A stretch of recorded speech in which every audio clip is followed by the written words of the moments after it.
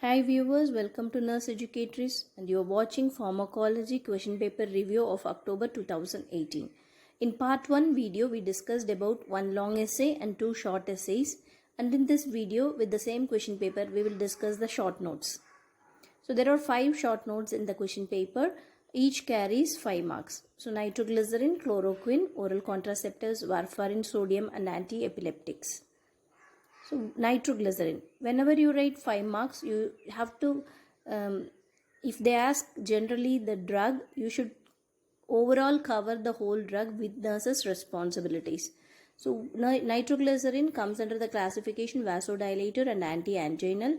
The mode of administration, it is available in different routes like oral, sublingual, intravenous, transdermal, transmucosal and topical cream. So the dosage is different from each route of administration, that is 5 to 20 microgram per minute in case of IV.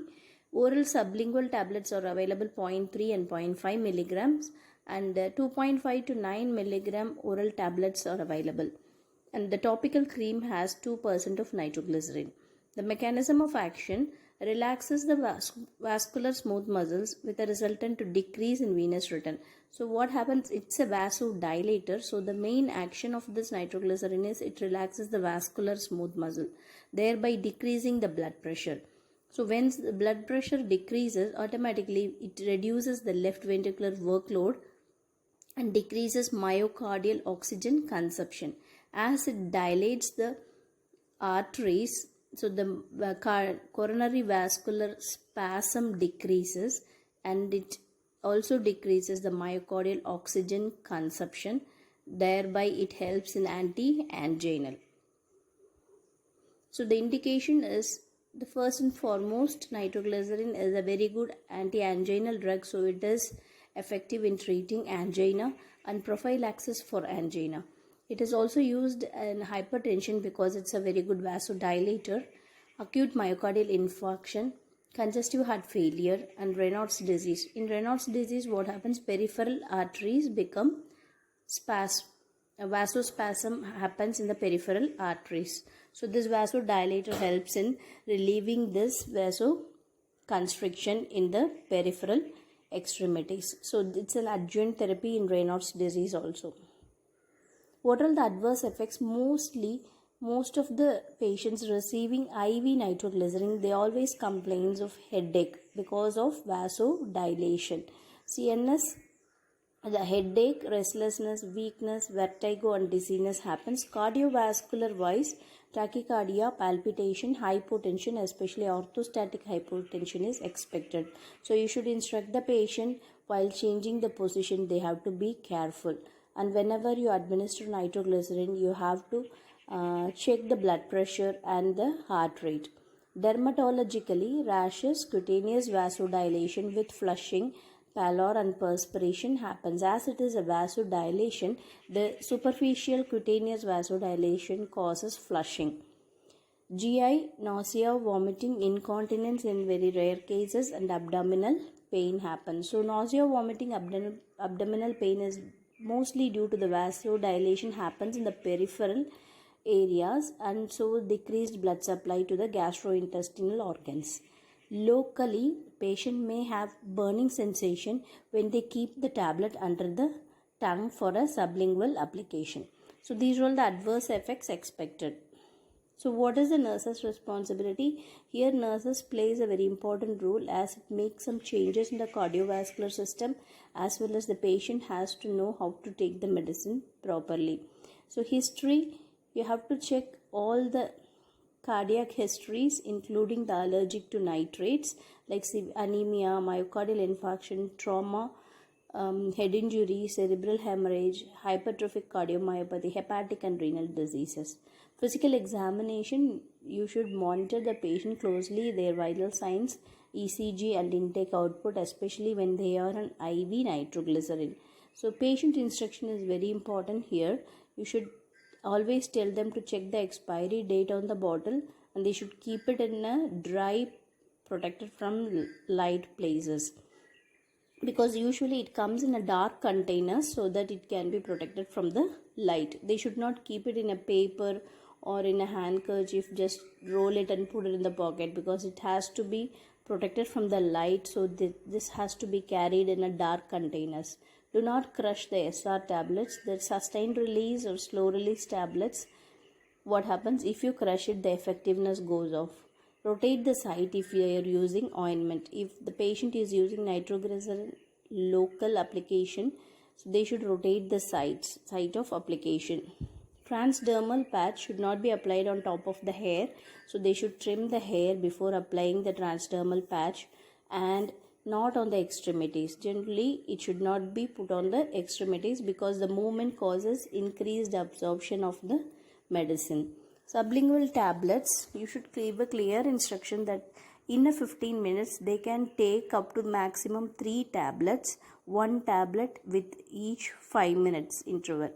So if the pain is not relieved with 3 times of GTN or within 15 minutes of that nitroglycerin, they should contact the medical immediately. So these are all the instructions you should give before sending the patient home with the nitroglycerin tablets. The next is chloroquine. So you all know that chloroquine is an anti-malarial drug, but the effectiveness is against all type of malaria. So it is effectively used on all kind of malaria like vivax, oval, falciparum and plasmodium malaria. And it is some anti-inflammatory properties, that's why it is used in other areas as well. Mechanism of action, if we see, it inhibits DNA and RNA polymerase production in the organism. So it inhibits the protein synthesis susceptible organisms by inhibiting DNA and RNA polymerase. The uses, and if we see, as it has an anti-inflammatory property, not only in malaria, it is used in amoebiasis, rheumatoid arthritis, leprae infections or leprosy and tuberculosis. And some of the chloroquine is effectively tried in COVID-19 areas as well. As you all know that we have transferred or exported a lot of chloroquine to US for treating COVID-19. So what are all the adverse effects? Cardiomyopathy, irreversible retinopathy, seizures, aplastic anemia, leukemia and peripheral neuritis.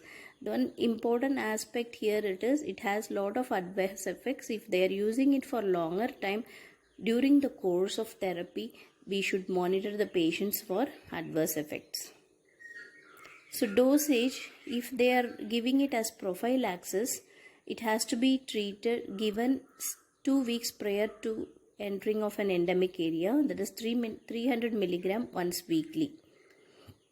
If it is given for treatment of acute attack of malaria, then the dosage starts from 600 milligram initially, 300 at 6 to 8 hours, and then 24 hours and 48 hours. So slowly you have to decrease the dosage to taper down during the course. So it is given in different style. One is prophylaxis of malaria and treatment of acute attack of malaria.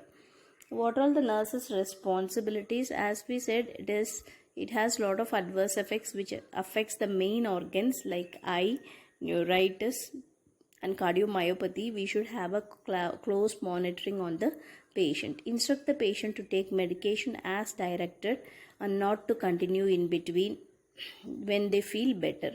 So when you feel better, you are not supposed to stop the medicine. You have to continue the full course. Minimize exposure to mosquitoes. For the people who are taking chloroquine, it is better to protect them from the exposure of mosquitoes. Advise patients to avoid the use of alcohol. Alcohol will interfere with the chloroquine, so better to avoid alcohol during the course of therapy. Caution patient to keep chloroquine out of reach of children because it's a poisonous drug. It causes lot of adverse effects in children, so it is better to keep it away from the children. Monitor for signs of adverse reactions. Regular ophthalmic follow-up, especially the retinopathy is irreversible, so we should closely monitor the patient for ophthalmic checkup. If the patient is pregnant in between the course of therapy, it is to report immediately the physician. The next question is oral contraceptive pills. So what is OCP? That is oral contraceptives. It is otherwise called birth control pills, which are used to prevent pregnancy. And the types of OCP is combined pill and progesterone pill. So there are two hormones which are important and play a role in the pregnancy, that is estrogen and progesterone. So combined pill has both estrogen and progesterone, whereas progesterone only pill, from the name itself you can understand it has only progesterone. So what are combined pills? It has a combination of estrogen with progesterone. The formulations are of three types. One is monophasic, like each tablet will have equal amount of progesterone and estrogen throughout the cycle. So it has to be taken in full cycle. So when in the monophasic, it is given equal amount of estrogen and progesterone. And in the biphasic, each tablet contains a fixed amount of estrogen, but the progesterone increases in the second half of the cycle. So biphasic, estrogen is fixed, but the progesterone is increased in the second half. And triphasic, the estrogen may be fixed or variable, but the progesterone increases in three phases. 3 equal phases, the progesterone is increased. So what happens here? Estrogen is mostly constantly kept and the progesterone is fluctuated. Monophasic, both are kept equally. Same. Biphasic, the progesterone is increased in the half of the cycle, and triphasic, the progesterone is increased in 3 phases. The dosage, if we see, it has to be taken for 21 consecutive days followed by 7 pill-free day.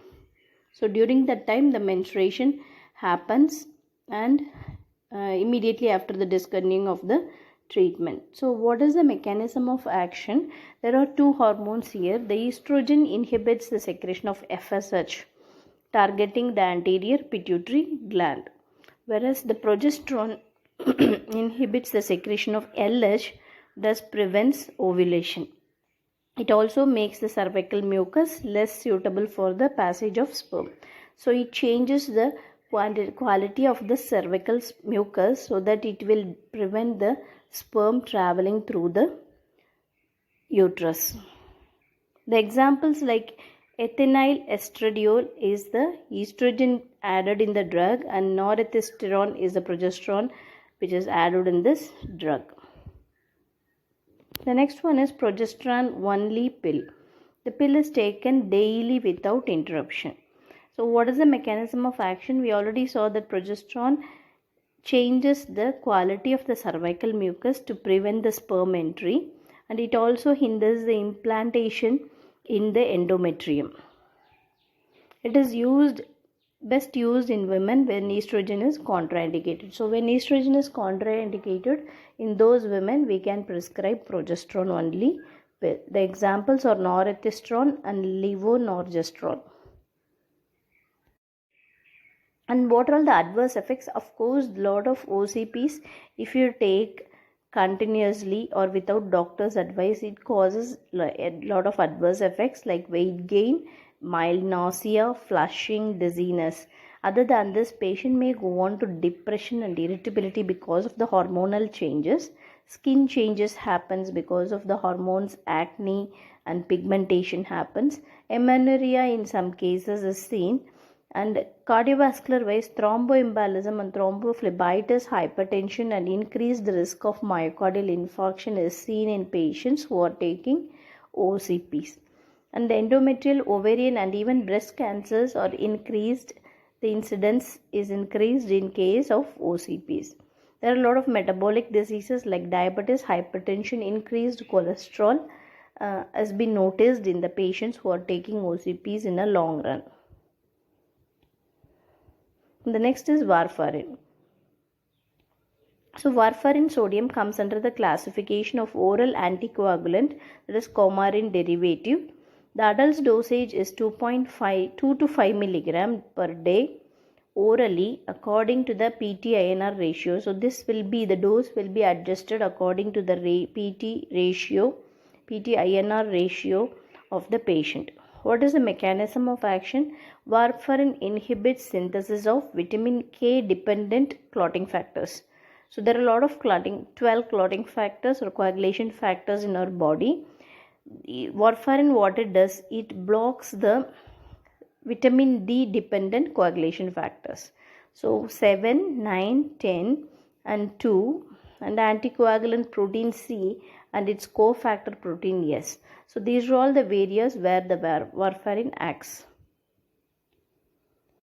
As it is an anticoagulant, the indication falls on the deep venous thrombosis, that is deep vein thrombosis treatment and prophylaxis. So prevention of DVT or the treatment of DVT, we give warfarin as a anticoagulant therapy. Treatment for thromboembolic complications during atrial fibrillation. So a patient with AF or atrial fibrillation, if they have a risk of thromboembolism, to prevent that they will be on warfarin a mild dose. Cardiac valve replacement, once the valve is replaced, they have a chance of getting emboli inside the heart chambers, so they have to be on warfarin. Pulmonary embolism, its treatment and prophylaxis, same like DVT, patients who are at risk of getting pulmonary embolism also will be on warfarin for the prophylaxis as well as for the treatment. Prophylaxis of systemic embolization after acute MI. So if the patient is having risk of getting thromboembolism after an acute MI attack, they will be on warfarin or anticoagulant therapy. TIA, to prevent TIA, that is transient ischemic attack, a mild stroke. So to prevent that, they will be on warfarin. Prevention of recurrent MI and adjunct therapy in case of small cell carcinoma of the lung. So these are all the areas where warfarin is used as anticoagulant. What are all the adverse effects? Of course, it has a lot of adverse effects. As it is an anticoagulant, there is high risk of bleeding or hemorrhage. So it has a common hypersensitivity reactions, rashes, alopecia, diarrhea. You all know what is alopecia? Loss of hair. Drop in hematocrit. If you have to monitor them for the hematocrit level along with the PTINR. Jaundice, nausea, vomiting, hepatic dysfunction and hemorrhage. Hemorrhage is one of the major adverse effects. You have to closely monitor the patient for it. What are the nurses' responsibility? This is very important in aspect of medical nursing as well. Do not use drug if patient is pregnant. So it's a very important thing. Pregnant mothers should not be used on or should not be on warfarin, but instead they can be on heparin for the anticoagulant activity.